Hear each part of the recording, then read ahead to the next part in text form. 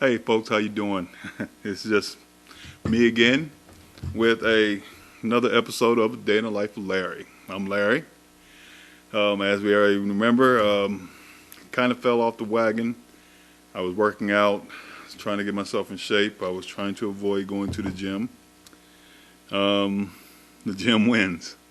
So I had to get myself back put together. They're doing temperature checks. They're trying to do everything specific to protect everyone from the COVID. So tomorrow morning will be my first gym workout. As I said, I'm probably going to take the whole week, the rest of this week, all the way into next week, and I'm just going to do cardio. I'm going to do cardio all day to curb this weight, start getting back on taking my vitamins and getting my body back to normal. I know it's going to be an arduous journey, but it's going to be fun for me because I literally missed the gym. I lived in the gym, and now I'm going to do it again. Let's get into the craziness of the week. So Trump didn't attend John Lewis's homegoing, which I believe was honestly for the best. This president is just consistently showed that he has no scruples, no morals, no class, nothing. It is just his way or it's no way. You have him sending children back to school, and I think Georgia, I believe it was Georgia, where as soon as they started going back to school, they had over 260 cases, and most of them were children and staff. These babies are bringing this disease home to their parents and their grandparents, and God forbid if they have a compromised immune system. God forbid if there's actually something wrong or they have elderly there that could catch this and possibly die. I mean, but here we are. This is America. And you look at the situation where he was in the Axios interview and the man said over 150,000 Americans dead. What do you have to say with that? Well, it is what it is. It is what it is. And the only reason why he can be so cavalier and callous is because none of it has affected him. I bet if it was to affect him directly, he would not be so cavalier about it. He was wearing his mask, and then he took his mask off, and then he started saying that masks are not curing nothing, they're not saving anyone. Dr. Briggs, who with Dr. Fauci has been on the front line of trying to stop this disease from eroding more of the American population than it already has, and he calls her pathetic. It's crazy to me. How are we supposed to get through this if we're not taking the proper steps to protect ourselves? You look at the things that this president has said, the things that this president is doing. He's trying to do away with mail-in voting, even though he has mailed in his vote for Florida for the past 11 years. His staff has done the same. But all of a sudden, because he knows that if people can mail it safely from their home, that means he's done from the election, because people won't have a need to go to the polls. They can mail in who they want to vote for. And he knows this. How he is doing everything he can. Mr. Law and Order President is doing everything he can to destroy this election. And then everybody on the planet already knows that once he loses, he is going to claim fraud and he's not going to concede. He's going to try to pull every legal trick that he could possibly pull to hold on to that presidency. The $1,000,000 question is why? The $1,000,000 question is why, and the answer is because he knows once he walks out of that office, he has to answer to all those different lawsuits that the Southern District of New York has waiting on. Robert Mueller said it best: if he was not a sitting president, would he be indicted? And he said yes. Yes. He has all these cases waiting on him. He still refuses to give up his tax returns. He's so corrupt. And all the people still rally behind him to protect him as if he is Rocky about to fight Dracov. This person has demonstrated that he has no cares for the poor. He has no care for children. He has no care for black and brown. He has no care for anything other than what he wants his agenda to be. And that's the part that's sad. We sit here as we near 160,000 American deaths. Remember when we had Ebola during the Obama presidency, and 2 people died from the Ebola virus, and the Republicans was just, he needs to step down. We lost 2 American lives needlessly to the Ebola virus. And if we had real leadership, we shouldn't have lost a 1. Here we are at 155, 56, I believe, thousand American deaths. And they are just going about it like, hey, you know, if we had the right playbook, we would have been able to take care of this. So we can't blame Trump. That's not Trump's failing because we didn't have the right information. Actually, when Barack Obama, before he left office, he had a pandemic panel that was based in China that was to monitor all up-and-coming pandemics. He had a pandemic playbook, what to do in case of a pandemic. He was basically giving everything that any sitting president would need to just ease through it. Follow the pandemic step by step, everything would be fine. And do you not know that this president refused to take that advice? He refused.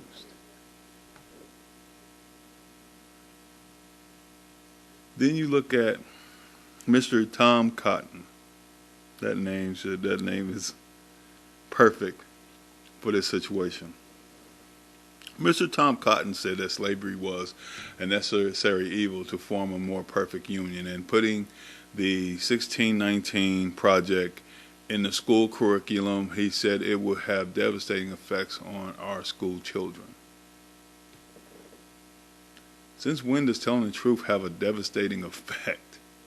Unless we have been lying so much that when the truth finally starts to come to light, that it is awe-inspiring and just destroys our sensibility, because we are throwing ourselves in the midst of a situation where people have to come to the realization of what slavery truly was.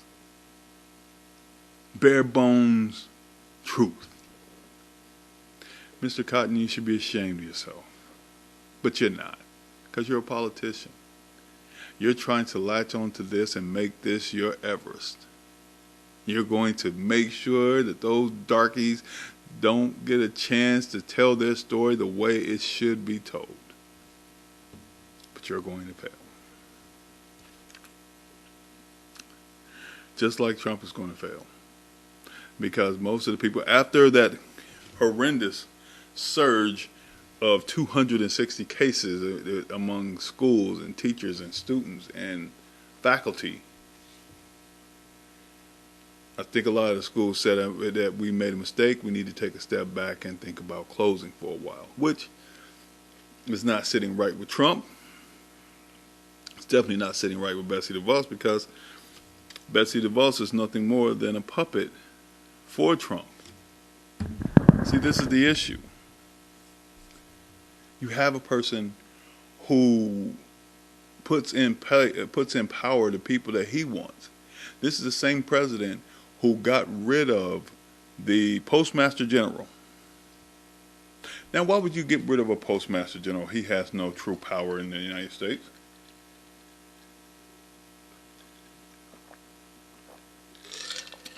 Postmaster General's job is the mail. See how this all starting to link together? So Trump gets rid of the Postmaster General, who had streamlined the mail, made it to where it was completely easily functional apparatus, where things were starting to get better, where the postal service was starting to make money again. Because after years and years of losing money by the hands of the Republicans, it was ready and set to make money. Now, we have a new Postmaster General who has never been a Postmaster General before. I don't think he's even worked in the Postal Service. And the reason being is because now he is talking about it is taking longer for mail to get here now. He is disrupting the system because he is trying to create an issue with the mail.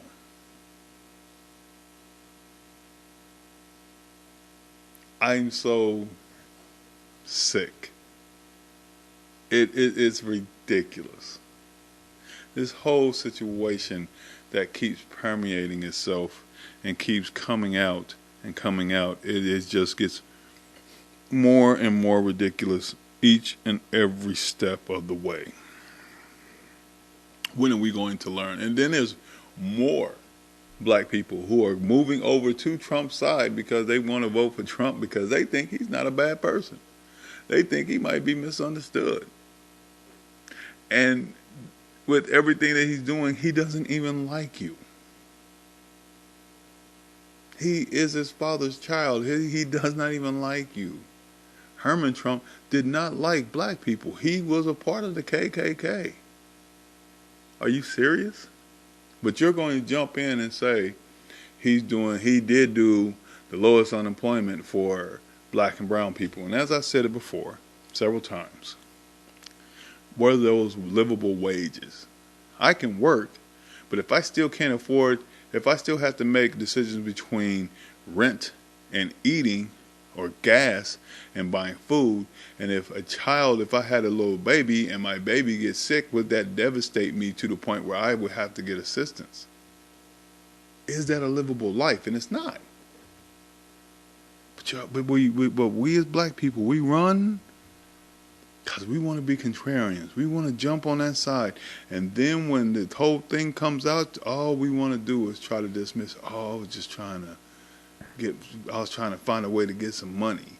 I was doing that, man, for a dough. I was trying to, I was trying to sucker them fools in and get this and get that. At some point, we as black people have to understand that there are times that we need to push people out to the fringe and let them fend for themselves. Our motto since the beginning of black people being on this country is that we are stronger together, and I disagree. We are stronger together as long as our ideas align. That's when we're strongest together. When our ideas do not align, we are not stronger together. We become weaker together because we have people like your Candace Owens, who works against everything that is black experience. And she hides behind her color and uses it as a shield so that other black people won't attack her. It's ridiculous. But that's where we are now. Because if he got 4 more years and he enacted slavery, all the black people who voted for him would be like, oh man, that's not my fault. He did that. And which is a ridiculous segue. Herman Cain, I want to tell you with all my heart and soul, rest in peace. Rest in peace, Herman Cain. Even though when you were alive, your decision-making processes, I just can't understand. Even though when you were alive, you attended the Tulsa rally that ended up being your undoing, with no mask, signed a waiver. You and the people that were around that were there also. And you are now, you caught COVID, you unfortunately got sick, and you unfortunately passed away. But by the same stretch of the imagination, why would you put yourself in that position? Did you truly believe that the COVID-19 was a hoax? Because at the point of the Tulsa rally, we were still in the 140,000 mark as far as deaths. And you go to this rally to where you have put yourself in a position to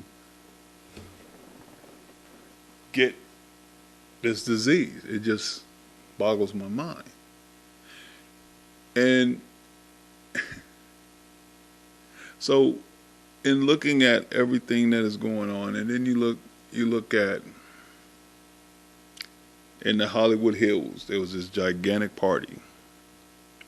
It's supposed to be a certain NFL player's home where they had this huge party.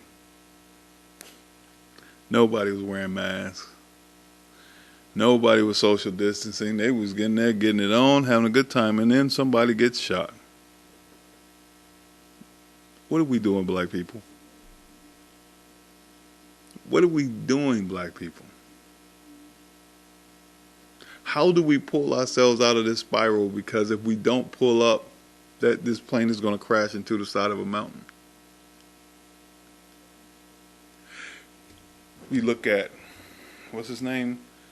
Adam Zorobowski fires an AK at a CVS employee, sprays the cops with his AK-47, gets shot in the leg. I repeat, in the leg. Makes it to jail. He's not dead.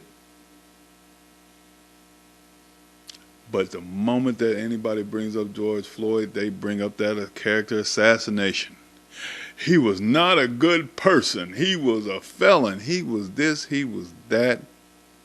He shouldn't be a hero. My favorite answer to that is Derek Chauvin made him a hero.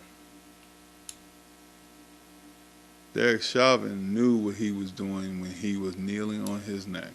No different than the Arizona police officers who pulled over that family because the mother had reported her car stolen. There's so many different reports about what happened, but I think the one that is the closest to what happened is somebody had stolen a motorcycle, and the minivan had some of the same numbers, not all of them, but some of them. These police officers were so callous. I'm going to say this one more time. They were so callous that they had made the whole family get out the vehicle, lay down, and they put handcuffs on them. On the teenager and the young baby, a 6-year-old knows how it feels to wear handcuffs. I want you to let that sink in for a second. A 6-year-old child knows how it feels to wear handcuffs. So my question right now is, where are all lives matter people at? Where are all you pro-life people at? Because if you're for pro-life, you should be you should be pro good mental health life. That baby scarred. And the police, when they figured out that, oh, they did the wrong thing, oh, our bad, sorry. Hey, what do you want us to say? It is the same thing that it has always been. The police have consistently keep demonstrating that they could care less about us. They keep demonstrating they can care less about our children. They keep demonstrating they do not care about anything that does with blacks. You put a handcuff. How dangerous is a 6-year-old child to you? And then you make them lie down face first on black tar asphalt in the middle of the damn day. Does that make you seem like you're powerful? Does that even make sense to you? But all the while, because qualified immunity, all I got to do, oops. Because even if a cop gets fired from one job, he can go to another job, and all he has to do is keep his nose clean for 6 months and then purge his old arrest records. He can purge all the bad stuff he did. And now, IA tells them how they gives them the script on what they need to say to get out of trouble. What is going on? I think, honestly, as scary as that is, I feel like we're beginning the end days. We're at the very, very beginning, the onset of the end of our time. Because the way that this world has changed and the way this world is going, you cannot tell me this level of evil cannot be understood. The United States is like all other empires, and it's falling upon itself. It is falling upon itself, and soon, poof, just like the Persian Empire, the Roman Empire, every empire has fallen. The Egyptian Empire, all empires fall. The German. So now we're at the point where it is time for America to fall. And the Republican Party is trying to cling to power as hard as they can because they know that this is the end. Once they lose the House and the Senate, it could be a long time before they get it back because they chose party over country. And they don't care. They walked in on different meetings, different interviews, closed-door interviews. They walked in with cameras. They did that on purpose. They did that with the express intentions to create this type of mess because they wanted to make sure that Trump won. They wanted to make sure that Trump would not lose anything. Moscow Mitch McConnell made sure that he didn't have no witnesses because he knew that if witnesses started to talk, some of those Republicans would buckle. This is where we are. If Nixon was alive today, he would have walked. He would have been president. He would have stayed president. He would not have lost his presidency. He wouldn't have been forced to retire because he would have had the backing of the entire Republican base. And the reason why the Republican base is backing Trump so hard and so tough because Trump has has dialed into the vein of America. The racism, the hatred, the anger, because we had a black president that came in and made it look easy. Now, they're saying, we don't want no more. With Hillary, they ran a decade-long scam to keep her out of the Oval Office. They ran that Benghazi down her throat till she could not see straight. And just with the pure amount of people that she lost is nothing compared to the people we lost now. But we're not going to talk about that, because talking about that would be bad. It would be wrong. It would be unfair. Don't politicize, they say, even though they politicize everything and anything. You know, you sit back some days and it's maddening. You will sit back and say, well, where's the fair play at? Where's the fairness of it all? There's not fairness, because this is not a game. This is politics. Politics at its finest, because you have people who are consistently doing the same thing over and over again, hanging on to power, making sure this good old boys club that are the Republicans, they are fighting tooth and nail because they have to keep that power, because they know that once they truly lose it, it is gone. There is no way for things to go back to the way it was. There's no way. And once they lose it, they're going to do everything they can to talk about how the budget. But they don't care that Trump raised the budget by about $3 trillion. And out of that 600 billion he passed out in PPP loans, why did all those loans go to his buddies? Why did the loans go to his buddies and not enough of them went to the actual small businesses who deserve them? That's $1 million question I would love to have the answer to. But then again, that's just par for the course. That's just where we are now. We are only strictly for the rich and forget the poor.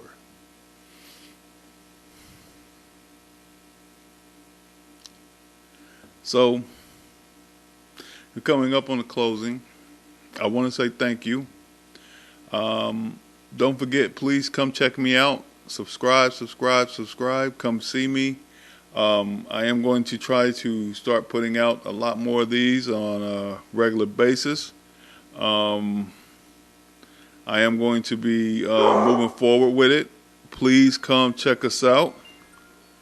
And hopefully, we'll keep moving forward with everything. This has been fun. This is a day in the life of Larry. Just me giving my thoughts on things. Thank you so much for your time, and good night.